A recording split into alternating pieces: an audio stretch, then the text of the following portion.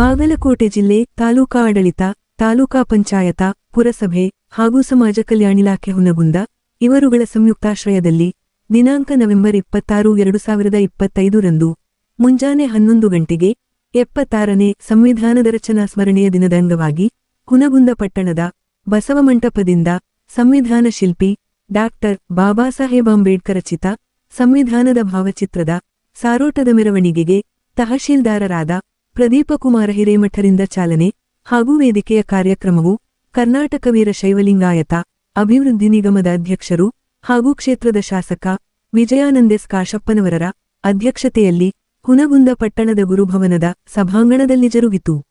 ಮೊದಲಿಗೆ ತಹಶೀಲ್ದಾರ ಪ್ರದೀಪಕುಮಾರರಿಂದ ಚಾಲನೆ ಪಡೆದ ಸಂವಿಧಾನ ಭಾವಚಿತ್ರದ ಮೆರವಣಿಗೆಯು ಕಲಾತಂಡಗಳ ವಾದ್ಯಮೇಳ ಹಾಗೂ ಶಾಲಾ ಕಾಲೇಜು ವಿದ್ಯಾರ್ಥಿಗಳು ಬೋಧಕ ಸಿಬ್ಬಂದಿಗಳೊಂದಿಗೆ ಹೊರಟ ಮೆರವಣಿಗೆಯು ವಿಯಮವೃತ್ತದ ಮಾರ್ಗದಿಂದ ಮುಖ್ಯರಸ್ತೆ ಸಂಚರಿಸಿ ಗುರುಭವನಕ್ಕೆ ತಲುಪಿತು. ನಂತರ ಜರುಗಿದ ವೇದಿಕೆ ಕಾರ್ಯಕ್ರಮದಲ್ಲಿ ಸತ್ಯಶೋಧಕ ಸಂಘ ಕರ್ನಾಟಕ ರಾಜ್ಯಾಧ್ಯಕ್ಷರಾದ ಪರಶುರಾಮ ಮಹಾರಾಜನವರರು, ಉಪನ್ಯಾಸಪರ ಹಾಗೂ ಶಾಸಕ ಕಾಶಪ್ಪನವರರು ಉದ್ಘಾಟನೆ ಮತ್ತು ಅಧ್ಯಕ್ಷೀಯ ಪರ ಮಾತನಾಡಿ ಪ್ರಾಚೀನಿತಿಹಾಸ ಹಾಗೂ ಸ್ವತಂತ್ರ ಪೂರ್ವದ ಭಾರತದಿತಿಹಾಸ ಹಾಗೂ ಸವರ್ಣರಿಂದ ಭಾರತ ದೇಶದ ಮೂಲನಿವಾಸಿಗಳಾದ ದೀನದಲಿತರು, ಹಿಂದುಳಿದ ಜನಾಂಗ ಮತ್ತು ಸರ್ವಸಮಾಜದ ಮಹಿಳೆಯರಿಗಿದ್ದ ಶೋಷಣೆ, ದಬ್ಬಾಳಿಕೆ, ಹಿಂಸೆಗಳು ಹಾಗೂ ಚಾತುವರ್ಣ ವ್ಯವಸ್ಥೆ ಮತ್ತು ವರ್ಗಭೇದ ವರ್ಣಭೇದ ಹಾಗೂ ಮನುಸ್ಮೃತಿ ಹುಟ್ಟಿನಿಂದ ಕೆಳವರ್ಗದವರು ಶೈಕ್ಷಣಿಕ, ಸಾಮಾಜಿಕ, ಧಾರ್ಮಿಕ, ಆರ್ಥಿಕ ಸೇರಿ 10 ಹಲವು ಹಕ್ಕುಗಳಿಲ್ಲದ ಅಂದಿನ ನರಕ ಸದೃಶ ಜೀವನದ ಸ್ಥಿತಿಗತಿಯನ್ನು ಬಿಚ್ಚಿಡುತ್ತಾ ನಮ್ಮ ದೇಶಕ್ಕೆ ಸಂವಿಧಾನ ಅಳವಡಿಸಿಕೊಳ್ಳುವವರೆಗಿನ ಅವಶ್ಯಕತೆ ಬಗ್ಗೆ ಪ್ರಸ್ತಾಪಿಸಿದರು. ನಂತರ ಸ್ವತಂತ್ರ ಭಾರತವು ಬಾಬಾ ಸಾಹೇಬರ ಕರಡು ಸಮಿತಿಯ ಅಧ್ಯಕ್ಷತೆಯಲ್ಲಿನ ನಮ್ಮ ಭಾರತ ದೇಶದ ಸಂವಿಧಾನವು 1946ರಲ್ಲಿ ಮೊದಲಿಗೆ ಸಚ್ಚಿದಾನಂದ ಸಿನ್ಹಾರ ಅಧ್ಯಕ್ಷತೆಯಲ್ಲಿ 389 ಸಭೆಗಳು, 2 ವರ್ಷ 11 ತಿಂಗಳು 18 ದಿನಗಳವರೆಗಿನ ಮೊದಲನೇ ಸಭೆಯಲ್ಲಿ 243 ವಿಧಿಗಳನ್ನೊಳಗೊಂಡು ಸುದೀರ್ಘ ಚರ್ಚೆಯಾಗಿ ನಂತರ ಡಾಕ್ಟರ್ ಬಾಬು ರಾಜೇಂದ್ರ ಪ್ರಸಾದರ ಅಧ್ಯಕ್ಷತೆಯಲ್ಲಿ 22 ಅಧ್ಯಾಯಗಳು 395 ಪರಿಚ್ಛೇದಗಳು ಒಳಗೊಂಡ ಕರಡನ್ನು ಮೊದಲಿಗೆ ಬೆನಗಲ್ ನರಸಿಂಹರಾಯರು ಮಂಡಿಸಿದ್ದರ ಬಗ್ಗೆ ಪ್ರಸ್ತಾಪ ಮಾಡಿದರು. ನಂತರ 1947 ಜೂನ್ ಆಗಸ್ಟ್ ಅವಧಿಯಲ್ಲಿ 389 ಸದಸ್ಯರು ಪಾಲ್ಗೊಳ್ಳುವಿಕೆ, ನಂತರ 315 ವಿಧಿಗಳನ್ನೊಳಗೊಂಡು ಅಧಿಕೃತವಾಗಿ ನವೆಂಬರ್ 26, 1949 ರಂದು ಅಂಗೀಕಾರಗೊಂಡು ಅಸ್ತಿತ್ವಕ್ಕೆ ಬಂದ ಬಗ್ಗೆ ಪ್ರಸ್ತಾಪಿಸಿದರು. ನಂತರ 1950 ಜನವರಿ 26 ರಂದು ಜಾರಿಗೆ ಬಂದಾಗ 395 ವಿಧಿಗಳಾದ ಬಗ್ಗೆ ಪ್ರಸ್ತಾಪಿಸಿದರು. ನಂತರ ನಮ್ಮ ಸಂವಿಧಾನದಲ್ಲಿ ಬೇರೆ ದೇಶಗಳಿಂದ ಸಮಾನತೆಯನ್ನು ಫ್ರಾನ್ಸ್ ದೇಶ, ಪಂಚವಾರ್ಷಿಕ ಯೋಜನೆಯು ಸೋವಿಯತ್ ರಷ್ಯಾದಿಂದ ಆಡಳಿತ ನಿರ್ದೇಶಕ ತತ್ವಗಳು, ಐರ್ಲೆಂಡ್ನಿಂದ ಸರ್ವೋಚ್ಚ ನ್ಯಾಯಾಲಯದ ನಡಾವಳಿಗಳು, ಜಪಾನ ದೇಶ ಸೇರಿದಂತೆ ಇತರೆ ವಿಷಯಗಳನ್ನು ಒಟ್ಟು 32 ದೇಶಗಳಿಂದ ನಮ್ಮ ಸಂವಿಧಾನವು ಎರವಲಾಗಿ ಪಡೆದಗಳ ಬಗ್ಗೆ ಪ್ರಸ್ತಾಪಿಸಿದರು. ನಂತರ ಸದ್ಯ 448 ವಿಧಿಗಳನ್ನು ಒಳಗೊಂಡು ಕೇಂದ್ರ ಮತ್ತು ರಾಜ್ಯ ಸರ್ಕಾರಗಳ ಕಾರ್ಯವೈಖರಿಯು ಸಂವಿಧಾನವು ಒಳಗೊಂಡ ಪರಿಚ್ಛೇದಗಳಿಗೆ ಚ್ಯುತಿ, ಧಕ್ಕೆ ತರದಿರುವ ಹಾಗೂ 19 ಪರಿಚ್ಛೇದದ ಮಹತ್ವ, ಅಶೋಕ ಚಕ್ರದ ವೈಶಿಷ್ಟ್ಯತೆ ಮತ್ತು ಮಂಡುಕೋಪನಿಷತ್ತಿನ ಸತ್ಯಮೇವ ಜಯತೆಯ ಶ್ಲೋಕಸಾರದ ಅರ್ಥವನ್ನು ಪ್ರಸ್ತಾಪಿಸಿದರು. ನಂತರ ಸಂವಿಧಾನ ಪೀಠಿಕೆಯ ಆಶಯ ವ್ಯಕ್ತಪಡಿಸುತ್ತಾ ವಿದ್ಯಾರ್ಥಿಗಳು ಕಡ್ಡಾಯವಾಗಿ ಸಂವಿಧಾನದ ಪುಸ್ತಕವನ್ನು ಓದುವಂತಾಗಲು ಪ್ರಾಥಮಿಕ ಹಂತದಿಂದ ಪದವಿವರೆಗೂ ಸಂವಿಧಾನ ಪುಸ್ತಕಗಳನ್ನು ಶಾಲಾ ಕಾಲೇಜುಗಳಲ್ಲಿ ಕ್ಷೇತ್ರ ಶಿಕ್ಷಣಾಧಿಕಾರಿಗಳಿಗೆ ವಿತರಿಸುವ ವ್ಯವಸ್ಥೆಯನ್ನು ಮಾಡಿಕೊಳ್ಳಲು ಮನವಿ ಮಾಡಿದರು. ನಂತರ ಖಂಡಿತ ಸಂವಿಧಾನವನ್ನು ಓದಿಸುವ ಪರಿಪಾಠವು ನಾಳೆಯಿಂದಲೇ ಪ್ರಾರಂಭವಾಗಲಿದೆ ಎಂದು ಶಾಸಕರು ವಿಶ್ವಾಸ ವ್ಯಕ್ತಪಡಿಸುತ್ತಾ ಅದರ ನಿರ್ವಹಣೆಯನ್ನು ನಿಭಾಯಿಸುವಂತೆ ಶಿಕ್ಷಕರು, ಪ್ರಾಧ್ಯಾಪಕರು, ಉಪನ್ಯಾಸಕರಿಗೆ ನಿರ್ದೇಶಿಸಿದರು. ನಂತರ ವಿದ್ಯಾರ್ಥಿಗಳು ಈ ಸಂವಿಧಾನವನ್ನು ಓದಿ ನಿಮ್ಮ ಅರ್ಹತೆಗೆ ತಕ್ಕಂತೆ ಹುದ್ದೆಗಳನ್ನು ಪಡೆದು ಜಾತ್ಯತೀತ ತಳಹದಿಯಲ್ಲಿ ಸರ್ವಜನಾಂಗಕ್ಕೆ ಸಾಮಾಜಿಕ ನ್ಯಾಯ ದೊರಕಿಸುವ ನಿಟ್ಟಿನಲ್ಲಿ ದೇಶದ ಸತ್ಪ್ರಜೆಗಳಾಗಿರೆಂದು ಕಿವಿಮಾತು ಹೇಳಿದರು. ಏತನ್ಮಧ್ಯೆ ಈ ಕಾರ್ಯಕ್ರಮದಲ್ಲಿ ತಹಶೀಲ್ದಾರರು ಸಂವಿಧಾನ ಪೀಠಿಕೆಯ ಪ್ರಮಾಣವಚನ ಬೋಧಿಸಿದರು ಹಾಗೂ ಶಿಕ್ಷಕರಾದ ಬಿಡಿಚಿತ್ತರಗಿರು ನಿರೂಪಿಸಿದರೆ ಕ್ಷೇತ್ರ ಶಿಕ್ಷಣಾಧಿಕಾರಿಗಳಾದ ಶ್ರೀಮತಿ ಜಸ್ಮೀನ ಕಿಲ್ಲೇದಾರರು ಸ್ವಾಗತಿಸಿದರು ಹಾಗೂ ಛಲವಾದಿ ಮಹಾಸಭಾ ಹುನಗುಂದ ಘಟಕದ ಅಧ್ಯಕ್ಷರಾದ ಬಸವರಾಜ ಮಸ್ಕಿರು ವಂದಿಸಿದರು ಹಾಗೂ ಸಮಾಜ ಕಲ್ಯಾಣ ಇಲಾಖೆಯ ಸಹಾಯಕ ನಿರ್ದೇಶಕರಾದ ಎಂಎಚ್ ಕಟ್ಟಿಮನಿ, ಮುಖಂಡರಾದ ಬಸವರಾಜ ಪಾಚಾಪೂರ, ಮುತ್ತಣ್ಣ ಕಲ್ಗೂಡಿ, ರಾಜು ಈಟಿ, ಸಂಜೀವ ಜೋಶಿರು ವೇದಿಕೆ ಅಲಂಕರಿಸಿದ್ದರು. ಹಾಗೂ ಕಾರ್ಯಕ್ರಮದಲ್ಲಿ ಸಾರ್ವಜನಿಕರು, ವಿವಿಧ ಇಲಾಖಾ ಸಿಬ್ಬಂದಿಗಳು, ವಿದ್ಯಾರ್ಥಿಗಳು ಉಪಸ್ಥಿತರಿದ್ದರು. Lokanayaka Kannada news bureau report Hungund.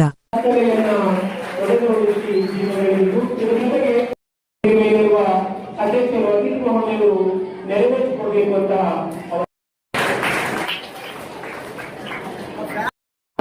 ಪ್ರಸ್ತಾವನೆ ಭಾರತದ ಪ್ರಜೆಗಳಿಗೆ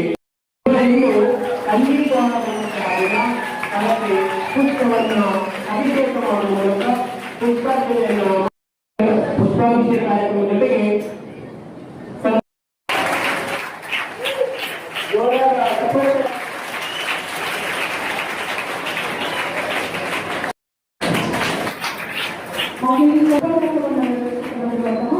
ರಾಜ್ಯಾಧ್ಯಕ್ಷರು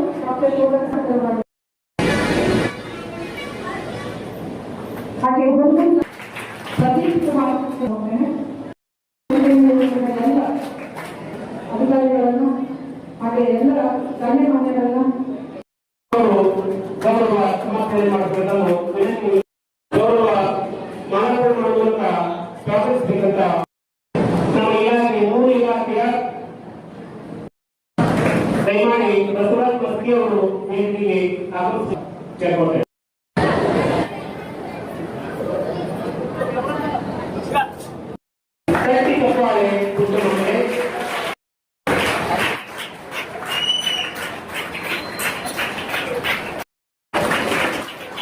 ಇದೀಗ ವೇದಿಕೆಯಲ್ಲಿ ಸನ್ಮಾನಿತಗೊಳ್ಳುವ ಸ್ವಾಗತಿಸುವ ಕಾರ್ಯಕ್ಕೆ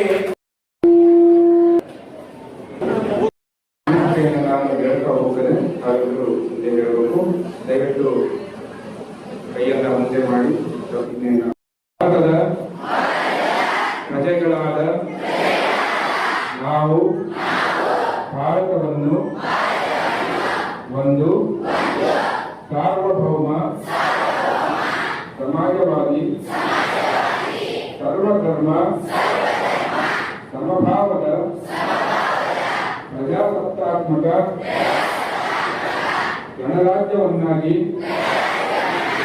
ರಚಿಸಲು ಮತ್ತು ಅದರ ಸಮಸ್ತ ನಾಗರಿಕರಿಗೆ ಸಾಮಾಜಿಕ, ಆರ್ಥಿಕ ಮತ್ತು ರಾಜಕೀಯ ನ್ಯಾಯ, ವಿಚಾರ, ಅಭಿವ್ಯಕ್ತಿ ವಿಶ್ವಾಸ, ಧರ್ಮಶ್ರದ್ಧೆ ಮತ್ತು ಉಪಾಸನಾ ಸ್ವಾತಂತ್ರ್ಯ, ಸ್ಥಾನಮಾನ ಮತ್ತು ಅವಕಾಶ ಸಮಾನತೆ ದೊರೆಯುವಂತೆ ಮಾಡಲು ವ್ಯಕ್ತಿ ಗೌರವವನ್ನು, ರಾಷ್ಟ್ರದ ಏಕತೆಯನ್ನು ಹಾಗೂ ಅಖಂಡತೆಯನ್ನು ಸುನಿಶ್ಚಿತಗೊಳಿಸಿ ಅವರಲ್ಲಿ ಭ್ರಾತೃತ್ವ ಭಾವನೆಯನ್ನು ವೃದ್ಧಿಗೊಳಿಸಲು ಶ್ರದ್ಧಾಪೂರ್ವಕ ಸಂಕಲ್ಪ ಮಾಡಿದವರಾಗಿ ನಮ್ಮ ಸಂವಿಧಾನ ಸಭೆಯಲ್ಲಿ 1949ನೇ ಇಸ್ವಿ ನವೆಂಬರ್ ತಿಂಗಳ 26ನೇಯ ತಾರೀಖಿನ ಈ ದಿವಸ ಈ ಮೂಲಕ ಈ ಸಂವಿಧಾನವನ್ನು ಅಂಗೀಕರಿಸಿ ಅಧಿನಿಯಮಿಸಿ ಅರ್ಪಿಸಿಕೊಂಡಿದ್ದೇವೆ.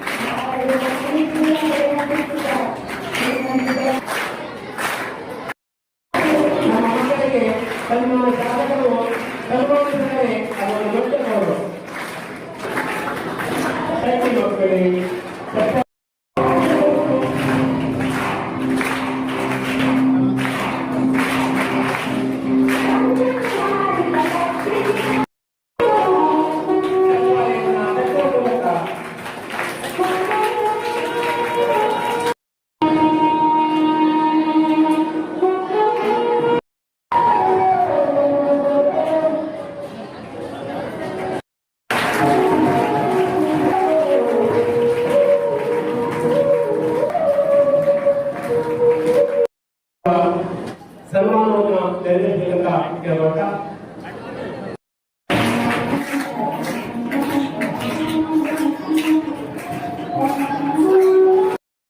76ನೇ ವರ್ಷದ ಆಚರಣೆಯನ್ನು ನಾವು ಮಾಡಬೇಕು. 2015ರಲ್ಲಿ ಕೇಂದ್ರ ಸರ್ಕಾರವು ಈ ಸಂವಿಧಾನ ದಿನಾಚರಣೆಯನ್ನ ಕಡ್ಡಾಯವಾಗಿ ಮಾಡಬೇಕು ಅಂತೇಳಿ ಒಂದು ರೆಸಲ್ಯೂಷನ್ ಪಾಸ್ ಮಾಡಿ 2023ರಲ್ಲಿ ಮಾನ್ಯ ಸಿದ್ದರಾಮಯ್ಯನವರು ಕರ್ನಾಟಕದ ತುಂಬ ಸಂವಿಧಾನೋತ್ಸವ ಅಂತಕ್ಕಂಥ ಒಂದು ಕಾರ್ಯಕ್ರಮವನ್ನ ಸ್ಟಾರ್ಟ್ ಮಾಡಿದ್ರು. ಸಂವಿಧಾನದ ಪೂರ್ವ ಪೀಠಿಕೆಯನ್ನ ಕಡ್ಡಾಯವಾಗಿ ಓದಿಸಬೇಕು. ಮತ್ತೆ ಸಂವಿಧಾನ ದಿನಾಚರಣೆ ಕಾರ್ಯಕ್ರಮವನ್ನ ಅದೊಂದು ಸರ್ಕಾರಿ ಕಾರ್ಯಕ್ರಮವನ್ನಾಗಿ ಮಾಡಬೇಕಂತೇಳಿ ಒಂದು ಅಂಗೀಕರಿಸಿದಾಗ ಅಥವಾ ಸಂವಿಧಾನ ಜಾರಿ ಬಂದಾಗನೇ ಸಂವಿಧಾನ ಬಗ್ಗೆ ಈ ದೇಶದಲ್ಲಿರ್ತಕ್ಕಂತಹ ಪ್ರತಿ ಮನೆಗಳಲ್ಲಿ ಸಂವಿಧಾನದ ಬಗ್ಗೆ ತಿಳಿಸ್ಕೊಡ್ತಕ್ಕಂತಹ ತಿಳ್ಕೊಳ್ತಕ್ಕಂಥ ಕೆಲಸ ಆಗ್ಬೇಕಾಗಿದೆ. ಬಹಳ ಜನರಿಗೆ ಏನಾಗಿರ್ತದೆ ಅಂದ್ರೆ ಸಂವಿಧಾನ ಯಾರು ಓದಬೇಕು ಅಂತಂದ್ರೆ ಯಾರು ಎಲ್ಲಿ ಓದಾಕತ್ತಾರ, ಯಾರು ಶಾಸಕರದಾರ, ಯಾರು ಸರ್ಕಾರಿ ಸೇವೆಗಳಲ್ಲಿ ಅದ್ರ ಅಗತ್ಯ ಐತಿ ಅವರಷ್ಟ ಓದ್ಕೋಬೇಕಂತೇಳಿ ತಲೆ ಒಳಗೆ ಹಾಕೊಂಡಿವ್. ಬಹಳ ದೊಡ್ಡ ದುರಂತ ಇದೆ. ದೇಶದ ಪ್ರತಿಯೊಬ್ಬ ಪ್ರಜೆ ಎಲ್ಲರೂ ಓದಲೇಬೇಕಲ್ಲ. ಈ ದೇಶದ ಪ್ರತಿಯೊಬ್ಬ ಪ್ರಜೆ ಭಾರತ ದೇಶದ ಸಂವಿಧಾನವನ್ನು ಓದ್ಕೊಂಡಾಗ ಮಾತ್ರ ನಿಮ್ಮನ್ನ ಯಾರು ಮೋಸಗೊಳಿಸಲಾರರು, ನಿಮ್ಮನ್ನ ಯಾರು ಕೂಡ ಶೋಷಣೆ ಮಾಡಲಿಕ್ಕೆ ಸಾಧ್ಯ ಇಲ್ಲ. ಇವತ್ತು 76ನೇ ವರ್ಷಾಚರಣೆ ಸಂವಿಧಾನವನ್ನ ಅಂಗೀಕಾರಗೊಂಡಿರ್ತಕ್ಕಂಥ ದಿನ. ಸಂವಿಧಾನ ಅಂಗೀಕಾರಗೊಂಡ ದಿನನೇ ಸಂವಿಧಾನ ಜಾರಿಯಾಗಲಿಲ್ಲ. 2 ತಿಂಗಳ ನಂತರ ಜನವರಿ 26, 1950 ಇಸ್ವಿಗೆ ಸಂವಿಧಾನ ಜಾರಿಗೆ ಬಂತು. 1947 ನಮ್ಗೆ ಸ್ವಾತಂತ್ರ್ಯ ಬಂತು. ನಾವು ಅವತ್ತು ಸ್ವಾತಂತ್ರ್ಯ ಕೊಡ್ರಿ ಅಂತ ನಾವು ಯಾರು ಕೇಳಿರ್ಲಿಲ್ಲ. 1939ರಿಂದ 1945ವರೆಗೆ 2ನೇ ವಿಶ್ವ ಯುದ್ಧ ನಡೀತೈತೆ. ಆ 2ನೇ ವಿಶ್ವ ಯುದ್ಧದೊಳಗೆ ಇಂಗ್ಲೆಂಡ್ ಬರಬಾರಾಗಿ ಸೋತೋಗ್ಬಿಡ್ತದೆ. ಅವಾಗ ವಿಶ್ವಸಂಸ್ಥೆಯಲ್ಲಿ ಒಂದು ತೀರ್ಮಾನ ಆಗುತ್ತೆ, ಯಾರ್ಯಾರು ಯಾವ ಯಾವ ದೇಶಗಳನ್ನ ವಸಾಹತುಶಾಹಿ ದೇಶವನ್ನಾಗಿ ಮಾಡಿಕೊಂಡು ಆಳ್ವಿಕೆಯನ್ನು ಮಾಡ್ತಾ ಇದ್ದಾರೋ ಅವೆಲ್ಲರೂ ಕೂಡ ಆ ವಸಾಹತುಶಾಹಿ ದೇಶಗಳನ್ನ ಸ್ವಾತಂತ್ರ್ಯಗೊಳಿಸಬೇಕು ಅಂತಕ್ಕಂಥ ಒಂದು ರೆಸಲ್ಯೂಷನ್ ಆಗುತ್ತೆ. ಸ್ವಾತಂತ್ರ್ಯಕ್ಕಾಗಿ ಆಗ್ರಹಿಸಿ ಒಂದು ಚಳವಳಿಯನ್ನ ಪ್ರಾರಂಭ ಮಾಡೋಣ, ಒಂದು ಜೆಂಡಾ ಹಾರಿಸೋಣ ಅಂತೇಳಿ ಏನು ತ್ರಿವರ್ಣದ ಜೆಂಡಾ ನಡಕಲು ಅದೇನು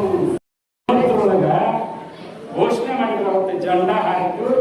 ಅದು ಸಂಪೂರ್ಣ ಸ್ವಾತಂತ್ರ್ಯಕ್ಕಾಗಿ ಆಗ್ರಹಿಸಿರ್ತಕ್ಕಂಥ ದಿನ ಇರುವುದರಿಂದ ಈ ಸಂವಿಧಾನವನ್ನ ಜನವರಿ 26ನೇ ತಾರೀಕಿಗೆ ಇದನ್ನ ಜಾರಿ ಮಾಡೋಣ ಅಂತೇಳಿ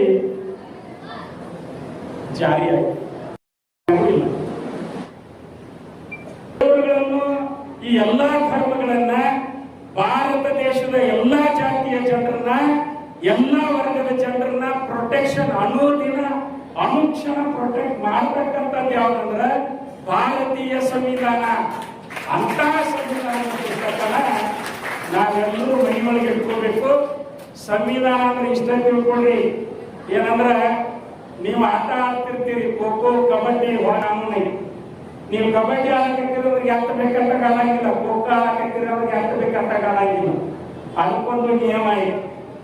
ಹಂಗ ಆಟಕ್ಕೆ ಯಾವ ತರದ ನಿಯಮ ಐತೋ ಈ ದೇಶದಲ್ಲಿ ಇರ್ತಕ್ಕಂತಹ ಎಲ್ಲ ಜನ ಸಮುದಾಯಗಳನ್ನ ಮುನ್ನಡೆಸಿಕೊಂಡು ಹೋಗಲಿಕ್ಕೆ ಒಂದು ನಿಯಮ ಬೇಕು, ಒಂದು ಕಾನೂನು ಬೇಕು. ಅದೇ ಸಂವಿಧಾನ.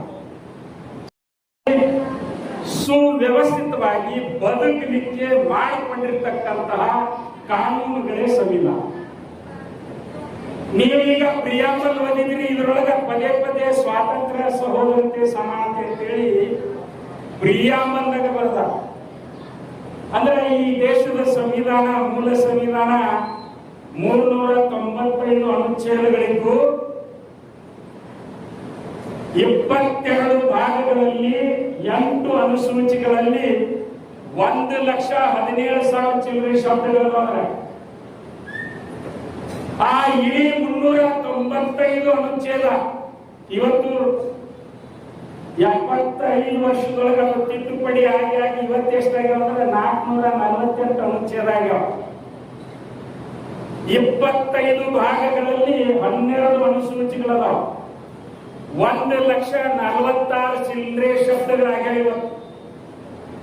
ಆ 1,00,000 ಅಂದ್ರೆ 448 ಅನುಚ್ಛೇದ ಏನ್ ಹೇಳ್ತೈತಲ್ಲ ಅದನ್ನೆಲ್ಲ ಬರೀ ಒಂದು ಲೈನೆ, ಒಂದೇ ಒಂದು ವಾಕ್ಯದೊಳಗ 58 ಶಬ್ದಗಳಲ್ಲಿ ನಾವು ಇದನ್ನ ಹೇಳಿದ್ವಿ.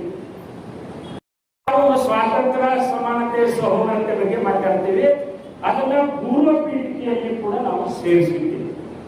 ಮತ್ತೆ ಈ ದೇಶದ ಸಂವಿಧಾನ ಪ್ರಾರಂಭ ಆಗುವುದು we the people of India ಅಂತ.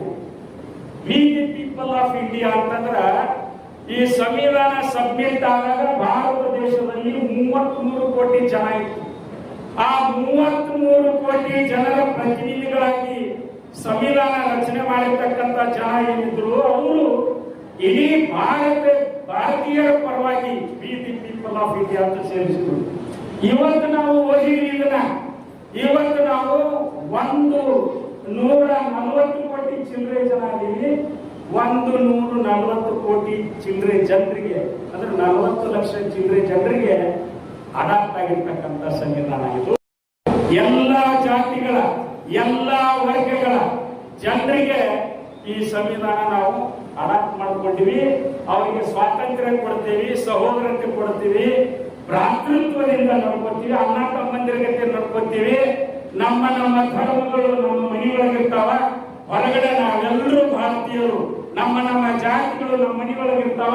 ಹೊರಗಡೆ ಬಂದಾಗ ನಾವೆಲ್ಲರೂ ಭಾರತೀಯರು, ನಾವೆಲ್ಲರೂ ಸಹೋದರರು ಅನ್ನುವಂತಹ ಸಿದ್ಧಾಂತವನ್ನ ಈ ಪ್ರಿಯಾಂಬಲ್ ಹೇಳುತ್ತೆ. ಈ ಸಂವಿಧಾನಕ್ಕೆ ಬಹಳ ಜನ ನೀವೆಲ್ಲರೂ ಶಾಲೆಯಲ್ಲಿ ಅಥವಾ ಮುಂದೆ ಕಾಲೇಜಿಗೆ ಬಂದಾಗ ಹೋಗ್ತೀವಿ. ಭಾರತೀಯ ಸಂವಿಧಾನ ಮತ್ತು ರಾಜಕೀಯ ವ್ಯವಸ್ಥೆ ಅನ್ನುವಂತ ಸಬ್ಜೆಕ್ಟ್ ಬರ್ತದೆ. ನಿಮಗೆ ಎಲ್ಲಿಂದ ಪ್ರಾರಂಭ ಮಾಡ್ತಾರಂದ್ರೆ 1973 ರೆಗ್ಯುಲೇಟಿಂಗ್ ಆಕ್ಟ್ ಇಂದ ಇದ್ದಾಗ ಏನು ಕಾಯ್ದೆಗಳು ಬಂದವಲ್ಲ ಅದನ್ನ ಬೇಸ್ ಮಾಡ್ಕೊಂಡು ಮಾತಾಡ್ತಾರೆ. ಈ ಓದಿನ ಎಲ್ಲರೂ 73 ಹಿಂದಿನ ಇತಿಹಾಸ ನಮ್ಮ ದೇಶದಾಗ ಎಂತ ಸಂವಿಧಾನ ಇತ್ತು, ಎಂತ ರಾಜಕಾರಣ ಇತ್ತು, ಅದು ಎಲ್ಲಿಯೂ ಕೂಡ ದಾಖಲಾಗಿತ್ತು. ಅದನ್ನ ನೀವು ಓದ್ಕೊಂಡ್ರೆ ಮಾತ್ರ ಈ ದೇಶದ ಸಂವಿಧಾನ ನಿಮ್ಗೆ ಅರ್ಥ ಆಗ್ಲಿಕ್ಕೆ ಸಾಧ್ಯ. 73 ಹಿಂದುಗಡೆ 1973 ಹಿಂದುಗಡೆ ಈ ದೇಶದ ಬಹಳಷ್ಟು ರಾಜರು ಆಳ್ವಿಕೆ ಮಾಡ್ಯಾರ. ಬೃಹದೃತ ಮೌರ್ಯ, ಅಶೋಕ ಅಂದ್ರೆ ಈ ಮೌರ್ಯ ಸಾಮ್ರಾಟರು 150 ವರ್ಷ ಆಳ್ವಿಕೆ ಮಾಡ್ಯಾರ. ನಿಮಗೆ ದಾಖಲೆ ಕೊಡ್ತೀವಿ. 150 ವರ್ಷದೊಳಗೆ ಒಂದು ಯುದ್ಧ ಆಗಿಲ್ಲ ನಮ್ಮ ದೇಶದಾಗ, ಒಂದು ಯುದ್ಧ ಮಾಡಿಲ್ಲ. ಅಂದ್ರೆ ಬೌದ್ಧ ಧರ್ಮವನ್ನ ಅವರು ತಮ್ಮ ರಾಜ ಧರ್ಮವನ್ನಾಗಿ ಮಾಡಿಕೊಂಡು ಪ್ರಪಂಚದಲ್ಲೇನೆ ಅತ್ಯಂತ ಶ್ರೇಷ್ಠವಾಗಿರ್ತಕ್ಕಂತಹ ಆಡಳಿತ ವ್ಯವಸ್ಥೆಯನ್ನು ಕೊಟ್ಟರು. ಅಂತಹ ಮೌರ್ಯರ ರಾಜ ಒಬ್ಬ ಬೃಹದೃತ ಮೌರ್ಯ ಅಂತೇಳಿ ಅವನನ್ನ ಪುಷ್ಯಮಿತ್ರ ಶುಂಗ ಅಂತಕ್ಕಂಥ ಒಬ್ಬ ಬ್ರಾಹ್ಮಣ ಸೇನಾಧಿಕಾರಿ ಮಗಳನ್ನ ಕೊಟ್ಟು ಮದುವೆ ಮಾಡಿ ರಾತ್ರಿ 12 ಗಂಟೆಗೆ ಅವನ್ನ ಕೊಲೆ ಮಾಡಿ ಮನುಸ್ಮೃತಿ ಅಂತಕ್ಕಂಥ ಮತ್ತೊಂದು ಸಂವಿಧಾನವನ್ನ ಬರೆಸಿರು. ಸಂವಿಧಾನ ಅದು ಏನವತ್ತು ಬಂತು, ಅವತ್ತು ಎಷ್ಟು ಜಾತಿಗಳು ಹುಟ್ಟುಕೊಂಡು ಅವು ಈಗಲೂ. ಇವತ್ತು ಭಾರತ ದೇಶದಲ್ಲಿ ಎಷ್ಟೆಲ್ಲ ಜಾತಿ ಕಾಣಿಸ್ತಾ ಇದೆಯೋ, ಎಷ್ಟೆಲ್ಲ ಸೋಷಿಯಲ್ ಡಿಸ್ಕ್ರಿಮಿನೇಷನ್ ಕಾಣ್ತಾ ಇದೆಯೋ, ಈ ಎಲ್ಲಾ ಸಾಮಾಜಿಕ ತಾರತಮ್ಯ, ಈ ಎಲ್ಲಾ ಜಾತಿ ವ್ಯವಸ್ಥೆ, ಈ ಶೋಷಕ ವ್ಯವಸ್ಥೆ, ಇದು ಮನುಸ್ಮೃತಿಯಿಂದ ಬಂದಿರತಕ್ಕಂಥದ್ದು. ಯಾರು ಯಾವ ಜಾತಿ ಅಂದ್ರೆ ಯಾವ ಯಾವ ಉದ್ಯೋಗಗಳನ್ನ ಮಾಡ್ತಾರೋ ಉದ್ಯೋಗಗಳನ್ನೇ ಜಾತಿಗಳನ್ನಾಗಿ ಪರ್ಮನೆಂಟ್ ಮಾಡಿ ಈ ದೇಶದ ಶೂದ್ರರು ಈ ದೇಶದ ಅಸ್ಪೃಶ್ಯರು ಅದರ 90% ಜನ ಯಾರು ಕೂಡ ವಿದ್ಯೆಯನ್ನ ಪಡೆಯಬಾರದು. ಹೆಣ್ಮಕ್ಳು ಕೂಡ ಶಾಲೆ ಕಲಿಯಂಗಿಲ್ಲ. ಅವರು ಬ್ರಾಹ್ಮಣ ಜಾತಿಯವರು ಹುಟ್ಟಿದ್ರು ಕೂಡ, ಕ್ಷತ್ರಿಯ ಜಾತಿಯಲ್ಲಿ ಹುಟ್ಟಿದ್ರು ಕೂಡ, ವೈಶ್ಯ ಜಾತಿಯಲ್ಲಿ ಹುಟ್ಟಿದ್ರು ಕೂಡ, ಅವರು ತ್ರೈವರ್ಣಿಕರು, ಅವರು ವರ್ಣ ವ್ಯವಸ್ಥೆಗಳ ನ್ಯಾಯದಾರರು ಕೂಡ ಗಂಡಸರಿಗೆ ಮಾತ್ರ ಅವಕಾಶಗಳಿತ್ತು, ಹೆಣ್ಮಕ್ಳಿಗೆ ಯಾರಿಗೂ ಕೂಡ ಅವಕಾಶಗಳಿರಲಿಲ್ಲ. ಅವ್ರು ಯಾರು ಶಾಲೆ ಕಲಿಯುವಂಗಿರಲಿಲ್ಲ. ಹೆಣ್ಣು ಮಕ್ಕಳಂತಂದ್ರೆ ಗಂಡಸರು ಸೇವೆ ಮಾಡಲಿಕ್ಕೆ ಹುಟ್ಟಿದವರು. ಲಿಂಗ ಭೇದ ಆಧಾರದ ಮೇಲೆ ಈ ಸಮಾಜವನ್ನು ಒಡೆದಾಕಿ ಕೆಲವರು ಕೈಯಾಗ ಖಡ್ಗ ಕೊಟ್ಟು, ಕೆಲವರ ಕೈಯಾಗ ಪುಸ್ತಕ ಕೊಟ್ಟು, ಕೆಲವರಿಗೆ ಅಧಿಕಾರ ಕೊಟ್ಟು, ಇನ್ನು ಕೆಲವರಿಗೆ ಎಲ್ಲ ಅವಕಾಶಗಳನ್ನ ನಿರಾಕಾರ ಮಾಡಿರ್ತಕ್ಕಂತಹ ಈ ಸಂವಿಧಾನ 1000 ವರ್ಷಗಳ ಕಾಲ ಈ ದೇಶದಲ್ಲಿ ಜಾತೀಯತೆಯನ್ನ, ಅಸ್ಪೃಶ್ಯತೆಯನ್ನ, ಲಿಂಗ ತಾರತಮ್ಯವನ್ನ, ವರ್ಗ ತಾರತಮ್ಯವನ್ನ, ವರ್ಣ ತಾರತಮ್ಯವನ್ನ ಮಾಡಿ ಕೇವಲ 200 ಜನ ಕರ್ಕೊಂಡು ಬಂದಿರತಕ್ಕಂತಹ ಬೇರೆ ದೇಶದ ಆಕ್ರಮಣಕಾರರು ಬರೀ 200 ಜನ ಈ ದೇಶ ಗೆದ್ದಾರೆ, ನಮ್ಮ ದೇಶ ಗೆದ್ದಾರೆ. ಕಾರಣ ಏನಂದ್ರೆ ಜಾತಿ ವ್ಯವಸ್ಥೆ. ಇಲ್ಲಿರ್ತಕ್ಕಂಥ ಅಸ್ಪೃಶ್ಯತೆ, ಕೆಲ ಜಾತಿಗೆ ಸೇರಿದವರು ಬಹಳ ಮುಖ್ಯವಾಗಿ ಒಂದು 2 ಉದಾಹರಣೆ ಹೇಳಿ ನಾನು ಸಂಕ್ಷಿಪ್ತ ಮಾಡ್ತೀನಿ. ಈ ಸಾವಿರಾರು ವರ್ಷಗಳ ಕಾಲ ಗ್ರಾಮಗಳ ಹೊರಗಡೆ ಇಟ್ಕೊಂಡು ಮುಟ್ಟಿದ್ರೆ ಮೈಲಿಗೆ ಆಗುತ್ತೆ, ನೋಡಿದ್ರೆ ಮೈಲಿಗೆ ಆಗುತ್ತೆ, ಅವರ ಧ್ವನಿ ಜಾತಿಯಲ್ಲಿ ಕಿವಿಗಿದ್ರೆ ಮೈಲಿಗೆ ಆಗುತ್ತೆ ಅಂತೇಳಿ ಮೈಲಿಗೆಯನ್ನ ಪ್ರಾಕ್ಟೀಸ್ ಮಾಡಿ ಕೆಲವು ಜನರನ್ನ ಅವಮಾನಕರವಾಗಿ ನಡೆಸಿಕೊಂಡು ಬಂದಿರತಕ್ಕಂತಹ ದೇಶದಲ್ಲಿ ಅವರಿಗೆ ಗೌರವ ಕೊಡಬೇಕು ಅಂತ ಒಂದು ಸಂವಿಧಾನ ಬರೀಬೇಕಂತ ಹೇಳಬೇಕು. ಸಂವಿಧಾನ ಈ ಕಾರಣಕ್ಕಾಗಿ 90% ಜನ ಇವತ್ತು ನೀವು ಓದ್ತಾ ಇದ್ದೀರಿ, ನೌಕರಿ ಮಾಡ್ತಾ ಇದ್ದೀರಿ, ಅಧಿಕಾರಿಗಳಾಗ್ತಾ ಇದ್ದೀರಿ, ಏನೆಲ್ಲ ಆಗಬೇಕಿರೋದ್ರ ಕಾರಣ ಈ ಸಂವಿಧಾನ ತಯಾರಿಲ್ಲ. ಯಾಕೆ ತಯಾರಿಲ್ಲ ಅಂತಂದ್ರೆ ಈಗಾಗಲೇ ಆಲ್ರೆಡಿ ಒಂದು ಸಂವಿಧಾನ, ಮನುಸ್ಮೃತಿ ಅನ್ನುವಂತಹ ಸಂವಿಧಾನ ಜಾರಿಯಲ್ಲಿ ಇದೆ. ಆ ಮನುಸ್ಮೃತಿ ಸಂವಿಧಾನದ ಯಾವುದೇ ಅಂಶಗಳು ಈ ಸಂವಿಧಾನದಲ್ಲಿ ಇಲ್ಲ. ಅಂದ್ರೆ ಆ ಮನುಸ್ಮೃತಿ ಯಾವುದೇ ಅಂಶಗಳು ಇದರಲ್ಲಿ ಇಲ್ಲ, ಅದಕ್ಕೆ ನಾವು ಇದನ್ನು ಒಪ್ಕೊಳ್ಳೋದಿಲ್ಲ ಅನ್ನುವಂತ ವಾದ ಇಲ್ಲ. ಈ ಸಂವಿಧಾನ ಸಬ್ಮಿಟ್ ಆಗ್ತಿಲ್ಲ ಅನ್ನೋ ವಾದ ಬರುತ್ತೆ.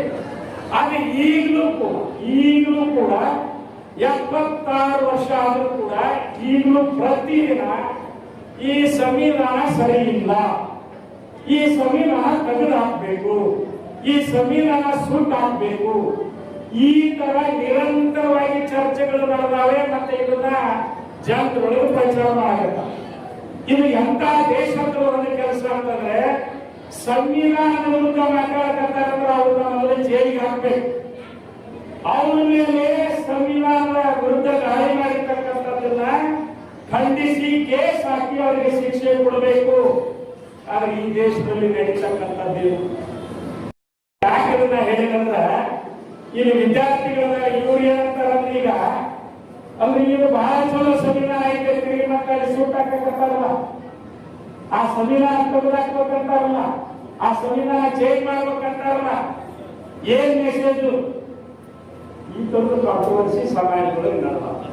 ಅದಕ್ಕೆ ಇವತ್ತಿನ ಈ ಕಾರ್ಯಕ್ರಮ ನಾವೆಲ್ಲರೂ ಕೂಡ ಕರ್ನಾಟಕದ ಆಡಳಿತ ಸರ್ಕಾರಕ್ಕೆ ನಾವೆಲ್ಲರೂ ಒಂದು ಥ್ಯಾಂಕ್ಸ್ ಹೇಳ್ಬೇಕು. ಯಾಕಂದ್ರೆ ಈ ಸಂವಿಧಾನದ ಹಿನ್ನೆಲೆ ಏನಂತಲ್ಲ ಇದನ್ನ ಚರ್ಚೆ ಮಾಡಲಿಕ್ಕೆ ಈ ಸರ್ಕಾರ ಇವತ್ತು ಅನುವು ಮಾಡಿಕೊಡ್ತಾ ಇದೆ. ಅದಕ್ಕಾಗಿ ನಾವೆಲ್ಲರೂ ಸೇರೋದು ಥ್ಯಾಂಕ್ಸ್ ಹೇಳೋದು. ಎಲ್ಲ ವರ್ಷಗಳ ಜಾಲಾಡಿ ಸ್ವಾತಂತ್ರ್ಯ ಪೂರ್ವಕ್ಕೂ ಮತ್ತು ಸ್ವತಂತ್ರ ನಂತರದಂತೆ ಎಲ್ಲ ಘಟನೆಗಳನ್ನ ನಮ್ಮೆಲ್ಲರ ಮನಸ್ಸಿಗೆ ಮುಟ್ಟಿಸುವಂತೆ ಅತಿಥಿ ಉಪನ್ಯಾಸ ಮಾಡುವಂತಹ ಮಾಧ್ಯಮಗಳಿಗೆ ಮತ್ತೊಂದು ಜೋರಾದ ಚಪ್ಪಾಳೆ ಮೂಲಕ ಸನ್ಮಾನ್ಯ ಶ್ರೀ ವಿಜಯಾನಂದ ಸ್ಕಾಲರ್ಶಿಪ್ ಕರ್ನಾಟಕ ವೀರಶ್ರೀ ಮಲ್ಲಿಕಾರ್ಜುನ ಅಭಿವೃದ್ಧಿ ನಿಗಮ ಈ ಮೈ ಹೋದ ತಕ್ಷಣ ಏನ್ ಮಾಡ್ಬೇಕು?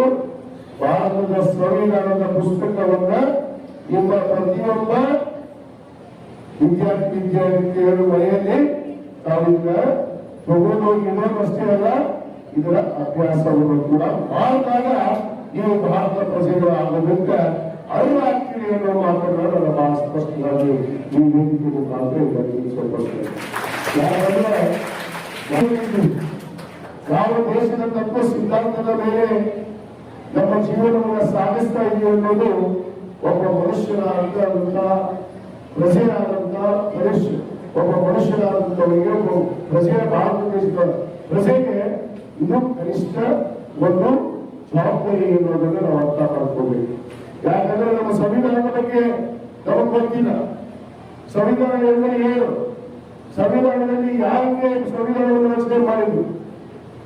ಸಂವಿಧಾನ ಶಿಲ್ಪಿ ಡಾಕ್ಟರ್ ಬಾಬಾ ಸಾಹೇಬ್ ಅಂಬೇಡ್ಕರ್ ಅವರು ಸಂವಿಧಾನವನ್ನ ಇವತ್ತು ಆ ಸಮಿತಿಯ ಕರಡು ಸಮಿತಿಯ ಅಧ್ಯಕ್ಷರಾಗಿ ಮಾಡಿದಾಗ ಅವರು ಕೇವಲ ಭಾರತ ದೇಶವನ್ನು ಅಷ್ಟೇ ಸುತ್ತಾಡಲಿಲ್ಲ, ಇಡೀ ವಿಶ್ವದ ಎಲ್ಲ ಪ್ರಪಂಚದ ಒಂದು ಸುದ್ದಿ ಇವತ್ತು ಅಲ್ಲಿ ಸಂವಿಧಾನವನ್ನು ಅಭ್ಯಾಸ ಮಾಡಿ, ನಮ್ಮ ದೇಶದ ಪರಿಸ್ಥಿತಿಯನ್ನು ಅಭ್ಯಾಸ ಮಾಡಿ, ಯಾವ ರೀತಿ ಸಂವಿಧಾನವನ್ನು ಕೊಟ್ಟರೆ ನಮ್ಮ ದೇಶ ಸುರಕ್ಷಿತವಾಗಿ ಶಾಂತಿಯುತವಾಗಿ ಒಂದು ತರಹದ ನಡೀತದೆ ಅನ್ನೋದನ್ನು ಅರ್ಥಿಸಿಕೊಂಡು ಸಂವಿಧಾನವನ್ನು ಡಾಕ್ಟರ್ ಬಾಬಾ ಸಾಹೇಬ್ ಅಂಬೇಡ್ಕರ್ ಅವರು ಇವತ್ತು ಭಾರತ ದೇಶಕ್ಕೆ ನೀಡಿದ್ದಾರೆ.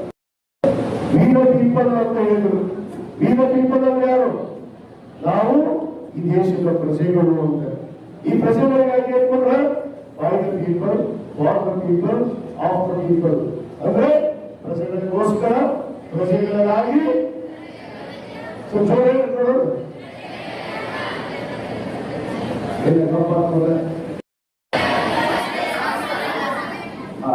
ಹೇಳಿದ್ರೆ ಅರ್ಥ ಏನು?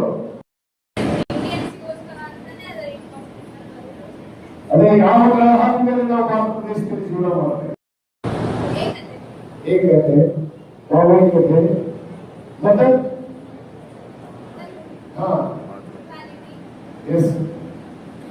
ಇಷ್ಟ ಅರ್ಥ ಮಾಡ್ಕೋಬೇಕಾಗಿದೆ. ನಮ್ಮ ದೇಶ ಇವತ್ತು ಪ್ರಜಾಪ್ರಭುತ್ವ ರಾಷ್ಟ್ರ. ಜನರಿಗಾಗಿ, ಜನರಿಗೋಸ್ಕರ, ಜನರಿಂದ ಎನ್ನುವ ಒಂದು ಸಂವಿಧಾನ. ಇದು ಜಾತ್ಯತೀತ ಆಗಿದೆ. ಒಂದು ಜಾತಿಗೆ ಸೀಮಿತವಾಗಿ, ಒಂದು ಧರ್ಮಕ್ಕೆ ಸೀಮಿತವಾಗಿ ನಮ್ಮ ಸಂವಿಧಾನ ಇಲ್ಲ. ಕೆಲವಷ್ಟು ಪಕ್ಕದಲ್ಲಿ ಹಿತಾಸಕ್ತಿಗಳಿದಾವೆ ನಮ್ಮ ದೇಶದಲ್ಲಿ.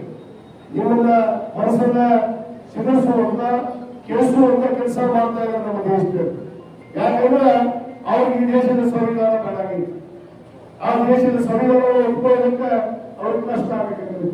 ಯಾಕಂದ್ರೆ ಇದೀಗ ಏನು ನಮ್ಮ ಪರಶುರಾಮ ಮಹಾರಾಜರು ಈ ಮನುಸ್ಮೃತಿ ಏನು ಸನಾತನ ಧರ್ಮ ಮನುಸ್ಮೃತಿ ಅನ್ನುವ ಕೆಲವಷ್ಟು ಕೆಟ್ಟ ಪೀಳಿಗೆಗಳು ನಮ್ಮ ದೇಶದಿಂದ ಆ ಸ್ವಾತಂತ್ರ್ಯ ಪೂರ್ವದಲ್ಲಿ ಇದ್ದು ಸ್ವಾತಂತ್ರ್ಯ ನಂತರ ಇವತ್ತು 76ನೇಯ ಈ ಒಂದು ಸಂವಿಧಾನ ದಿನಾಚರಣೆಗಳನ್ನು ಆಚರಣೆ ಮಾಡಿದ್ರು ಕೂಡ ಇನ್ನೂ ಬಿಟ್ಟಿಲ್ಲ ಅವರು. ಅವರು ಒಂದೇ ಒಂದು ಉದ್ದೇಶದಿಂದ ಇವತ್ತು ನಮ್ಮ ಸಂವಿಧಾನವನ್ನ ಇವತ್ತು ತಿರಸ್ಕಾರ ಮಾಡುವಂತ ಕೆಲಸ ಮಾಡ್ತಾ ಇದ್ದಾರೆ.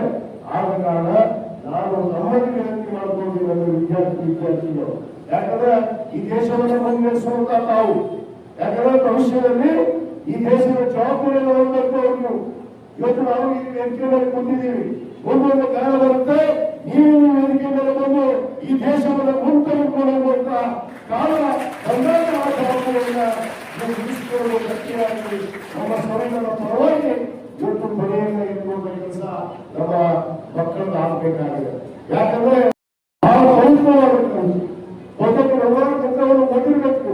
ಪಠ್ಯ ಪುಸ್ತಕದಲ್ಲಿ ಬರ್ತಾವ ಹಲವಾರು ಇವತ್ತು ಗ್ರಂಥಗಳ ಬಗ್ಗೆ, ಇವತ್ತು ಇತಿಹಾಸವನ್ನು ಅರ್ಥ ಮಾಡ್ಕೊಂಡು ನಮ್ಮ ದೇಶದಲ್ಲಿ ಪರಿಸ್ಥಿತಿ ಹೇಗಿತ್ತು, ನಮ್ಮ ದೇಶದಲ್ಲಿ ಯಾವ್ಯಾವ ನಾವು ಜೀವನವನ್ನು ಸಾಗಿಸ್ತಾ ಇದ್ದೀವಿ, ಹೇಗೆ ಸಾಗಿಸ್ತಾ ಇದ್ದೀವಿ ಅನ್ನೋದನ್ನ ಮೂಲ ಅಂಶಗಳನ್ನು ನಾವು ಅರ್ಥ ಮಾಡ್ಕೊಂಡಿಲ್ಲ. ಆ ನಿಟ್ಟಿನಲ್ಲಿ ಇವತ್ತು ನನ್ನ ವಿದ್ಯಾರ್ಥಿನಿಗಳಿಗೆ ಕರೆ ಕೊಡೋದು ಇಷ್ಟೇ, ನಾವೆಲ್ಲರೂ ಸಂವಿಧಾನವನ್ನ ಓದಲೇಬೇಕು. ಓದ್ತೀರಾ? ಸತ್ಯವಾಗಿ ನಿಮ್ಮ ಮನೆಯಲ್ಲಿ ನೀವು ಪಠ್ಯ ಪುಸ್ತಕವನ್ನು ಓದ್ರಿ, ಇತಿಹಾಸವನ್ನು ತಿಳ್ಕೊಳ್ಳಿ. ಅದರ ಬಗ್ಗೆ ಬೇಡ ಕೇಳೋಲ್ಲ, ಅದರ ಸಂವಿಧಾನದ ಬಗ್ಗೆ ನಾವು ಅರ್ಥೈಸಿಕೊಂಡು ಇವತ್ತು ಭಾರತ ದೇಶದ ಪ್ರಜೆ ಆಗಬೇಕು ಅಂದ್ರೆ ಸಂವಿಧಾನದ ಎಲ್ಲ ಅನುಸ್ಥಿತಿಗಳನ್ನ ನಾವು ಅರ್ಥ ಮಾಡಿಕೊಂಡಾಗ ನಿಜವಾದ ಒಬ್ಬ ಒಳ್ಳೆಯ ಪ್ರಜೆ ಆಗೋದಕ್ಕೆ ಸಾಧ್ಯ ಅನ್ನೋ ಮಾತನ್ನ ನಾನು ಈ ವೇದಿಕೆ ಮುಖಾಂತರ ನಮ್ಮ ಕರೆಯನ್ನು ಕೊಡ್ತಾ ಮತ್ತು ನಾನು ನಮ್ಮ ಶಿಕ್ಷಕರಿಗೆ ವಿನಂತಿ ಮಾಡಿಕೊಡ್ತೀನಿ. ಯಾಕಂದ್ರೆ ಮೂಲ ಜವಾಬ್ದಾರಿ ಮನೆಯಲ್ಲಿ ಒಬ್ಬ ತಾಯಿ ಆದ್ರೆ ಶಾಲೆಯಲ್ಲಿ ಒಬ್ಬ ಶಿಕ್ಷಕರ ಜವಾಬ್ದಾರಿ ಕೂಡ ಬಹಳ ಇದೆ. ಆ ಜವಾಬ್ದಾರಿ ಯಾಕೆ ಈ ಮಾತ್ರ ಹೇಳಕ್ಕೆ ಇಷ್ಟಪಟ್ಟರೆ ನಾವು ಪ್ರತಿ ಶಾಲೆಯಲ್ಲಿ ನಾವು ಇದೇ ನಮ್ಮ ಕ್ಷೇತ್ರ ಶಿಕ್ಷಣಾಧಿಕಾರಿಗಳಲ್ಲ ಒಂದು ಸರ್ಕ್ಯುಲರ್ ನಾನು ಇವತ್ತೇ ತಮಗೆ ವಿನಂತಿ ಮಾಡ್ತೇನೆ. ನಾವು ಒಂದು ಆದೇಶವನ್ನು ಕಳಿಸಬೇಕು. ಕಡ್ಡಾಯವಾಗಿ ನಮ್ಮ ಸಂವಿಧಾನದ ಏನು ಪೀಠಿಕೆಯನ್ನ ಮತ್ತು ಸಂವಿಧಾನದ ಅನುಸೂಚಿಗಳನ್ನ ಇವತ್ತು ವಿದ್ಯಾರ್ಥಿಗಳಿಗೆ ಕಡ್ಡಾಯವಾಗಿ ತಿಳಿಸುವಂತ ಕೆಲಸ ಆಗಬೇಕು. ಮತ್ತು ಸಂವಿಧಾನದ ಇವತ್ತೇನು ನಮ್ಮ ಗ್ರಂಥ ಪವಿತ್ರವಾದ ಗ್ರಂಥವನ್ನು ಹೇಳ್ತೀವಿ ಅದರ ವಿದ್ಯಾರ್ಥಿಗಳಿಗೆ ಒದಗಿಸುವಂತ ಕೆಲಸ ಕೂಡ ನಾವು ಸರ್ಕಾರ ವತಿಯಿಂದಲೇ ಮಾಡುವಂತ ಕೆಲಸ ನಮ್ಮ ತಾಲೂಕಿನಲ್ಲಿ ಮಾಡೋದಕ್ಕೆ ಇವತ್ತಿಂದಲೇ ಪ್ರಾರಂಭ ಮಾಡ್ತೀವಿ ಅನ್ನೋದು ಕೂಡ ನಾವು ಯೋಚನೆ ನ್ಯಾಯಾಂಗ ತಿಳ್ಕೊಳ್ಳೋ ಅಷ್ಟೇ ಅಲ್ಲ, ಪ್ರತಿಯೊಬ್ಬ ಭಾರತ ದೇಶದ ಪ್ರಜೆಗಳು ಕೂಡ ಈ ಸಂವಿಧಾನವನ್ನು ಅರ್ಥಿಸ್ಕೋಬೇಕು. ಅವಾಗ ಭಾರತ ದೇಶದ ಪ್ರಜೆಗಳಾಗ್ತದೆ. ಏನೆಲ್ಲ ರೈಟ್ಸ್ ಇದಾವೆ, ಒಳ್ಳೆಯ ರೈಟ್ಸ್ ಇವೆ. ನಾವು ನಿಮ್ಗೆ ಹಕ್ಕುಗಳೇನು ಕೊಟ್ಟಿದ್ದಾರೆ ಅದರಲ್ಲಿ ನಿಮ್ಮ ಬದುಕೋಳಕ್ಕೆ ಮಾನವರಿಗೆ ಪ್ರಜೆಗಳಿಗೆ ನೀಡುವಂತ ಹಕ್ಕುಗಳನ್ನ ನಾವು ಅರ್ಥ ಮಾಡ್ಕೊಂಡು ಹೋದ್ರೆ ನಮ್ಮ ಸಂವಿಧಾನ ಇನ್ನೆಷ್ಟು ಬಿಟ್ಟರೆಷ್ಟು. ಅದಕ್ಕೆ ನಾವು ಪ್ರತಿಯೊಬ್ಬರು ಈ ಹಕ್ಕುಗಳನ್ನು ತಿಳ್ಕೊಂಡು ಜಾಗೃತವಾದ ಪ್ರಜೆಗಳಾಗಿ ನಡೀಬೇಕು. ಆದ ಕಾರಣ ನಾವು ಕ್ಷೇತ್ರ ಶಿಕ್ಷಣಾಧಿಕಾರಿಗಳಿಗೆ ನಾವು ಒಂದು ಸರ್ಕ್ಯುಲರ್ನ ಪ್ರತಿ ಶಾಲೆ ಅದು ಪ್ರಾಥಮಿಕ ಇರ್ಬೋದು, ಪ್ರೌಢ ಇರ್ಬೋದು, ಇವತ್ತು ಪದವಿ ಪೂರ್ವ ಇರ್ಬೋದು, ಪದವಿ ಕಾಲೇಜಲ್ಲಿ ಇದನ್ನು ಕಡ್ಡಾಯವಾಗಿ ಇವತ್ತು ಸಂವಿಧಾನದ ಪೀಠಿಕೆಯನ್ನ ಮತ್ತು ಸಂವಿಧಾನದ ಪುಸ್ತಕಗಳನ್ನು ವಿದ್ಯಾರ್ಥಿಗಳಿಗೆ ಲಭ್ಯ ಆಗುವಂತೆ ಮಾಡೋದಕ್ಕೆ ನಾವು ತಾಲೂಕಿನಲ್ಲಿ ಕೂಡ ನಮ್ಮ ತಾಲೂಕು ಆಡಳಿತದಿಂದ ಕ್ರಮವನ್ನು ತೆಗೆದುಕೊಂಡು ಎಲ್ಲರಿಗೂ ಕೂಡ ಸಂವಿಧಾನದ ಪುಸ್ತಕವನ್ನ ಕೊಡೋದಕ್ಕೆ ನಾವು ಮುಂದಾಗ್ತೀವಿ. ಒಳ್ಳೆಯ ಪ್ರಜೆಗಳಾಗಿ ಈ ದೇಶವನ್ನು ಕಟ್ಟುವಂತ ಕೆಲಸ ಎಲ್ಲರೂ ಕೂಡ ಒಂದಂತಾರೆ. ಜಾತ್ಯತೀತ ಮನೋಭಾವನೆ ಇವತ್ತು ನಾವೆಲ್ಲರೂ ಹೊರಗೊಂಡು ಈ ದೇಶವನ್ನ ರಕ್ಷಣೆ ಮಾಡುವುದು ನಮ್ಮೆಲ್ಲರ ಆತ್ಮ ಕರ್ತವ್ಯ ಅನ್ನುವ ಒಂದು ವಿಶ್ವಾಸದೊಂದಿಗೆ ನಾವೆಲ್ಲ ಮುಂದಿರಬೇಕು ಅನ್ನೋ ಮಾತನ್ನು ಕೂಡ ಈ ಸಂದರ್ಭದಲ್ಲಿ ಹೇಳಿ ಈ ಒಂದು ಮಾಡುವಂತಹ ದಿನವನ್ನ ಸಂವಿಧಾನವನ್ನ ಜಾರಿ ತಂದಂತ ದಿನವನ್ನ ಆಚರಣೆ ಮಾಡುತ್ತ ಸರ್ಕಾರ ನಮ್ಮೆಲ್ಲರಿಗೆ ಅವಕಾಶ ಕೊಡೋದಕ್ಕೆ ಮೊದಲು ಸರ್ಕಾರಕ್ಕೆ ನಾನು ಅಭಿನಂದನೆಗಳನ್ನು ಸಲ್ಲಿಸುತ್ತೇನೆ. ನಮ್ಮೆಲ್ಲರ ಪರವಾಗಿ ಬಂದು ಸಂವಿಧಾನದ ವಿಚಾರಗಳನ್ನ ಮತ್ತು ತಮ್ಮೆಲ್ಲರಿಗೂ ಕೂಡ ಸಂವಿಧಾನದ ಮಹತ್ವವನ್ನು ತಿಳಿಸಿ ಅದನ್ನ ಓದಿಕೊಳ್ಳಲು ಪ್ರತಿಯೊಬ್ಬರಿಗೆ ಮಾರ್ಗದರ್ಶನ ನೀಡಿದಂತ ಅವರಿಗೆ ತಮ್ಮೆಲ್ಲರ ಪರವಾಗಿ ಅಭಿನಂದನೆಗಳನ್ನು ಸಲ್ಲಿಸುತ್ತೇನೆ. ಕಾರ್ಯಕ್ರಮದ ಪ್ರಯುಕ್ತ ಚಿತ್ರಕಲಾ ಸ್ಪರ್ಧೆಯನ್ನ ಏರ್ಪಡಿಸಲಾಗಿತ್ತು. ಅದರಲ್ಲಿ ಭಾಗಿಯಾದಂತಹ ಪ್ರಥಮ ವರ್ಗದ ವಿದ್ಯಾರ್ಥಿನಿ ಕುಮಾರಿ ಸೃಷ್ಟಿ ಎಸ್ ಗುಗ್ಗಲಿ ಆದರ್ಶ ವಿದ್ಯಾಲಯ